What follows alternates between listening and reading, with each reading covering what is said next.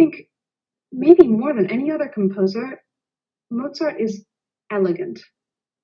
Sometimes he's bawdy, sometimes he's crude even in the operas, but the Requiem especially is just so well balanced and so perfectly constructed. As an artist, you don't have to really add anything. You just perform what's on the page and trust the composer, and it's so special when that happens the right way.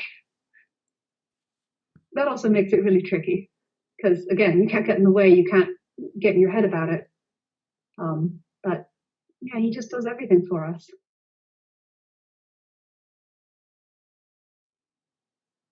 Some of the things I found interesting about the Mozart Requiem are, one, the instrumentation. Mozart uses slightly unusual instruments for this time period, the trombone and the basset horn, which is kind of like a tenor clarinet. And interestingly, he only uses these instruments in his later period after he discovered the Freemasons. And these instruments seem to represent spirituality for him. So they show up in not just the Requiem, but also the Magic Flute and Don Giovanni, two of his most famous operas, signifying similar things.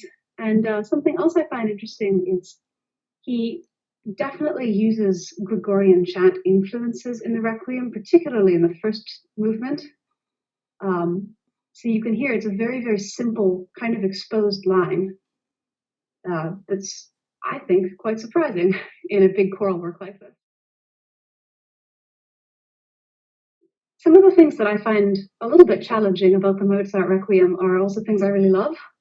In the Requiem, I really enjoy how much ensemble singing there is, all four of us singing together, both polyphonically and monophonically. But that does present a challenge. You have to really, really listen. It's like playing in a string quartet or something. You're almost listening more than you're singing. So the balance, the intonation, all of that has to be really on point in a piece like this, which is it's an interesting challenge.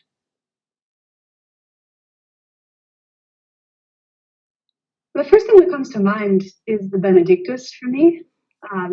It's a really beautiful interplay between the four solo voices, and I think each one of those lines really exemplifies what's great about each particular timbre. So the soprano line is really so full of light.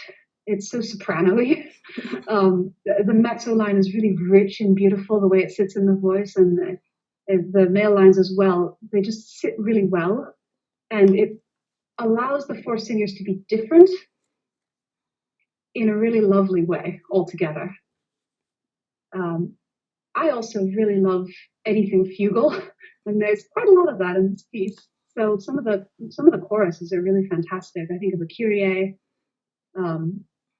obviously the Lacrimosa. Everybody knows that one. It's so gorgeous.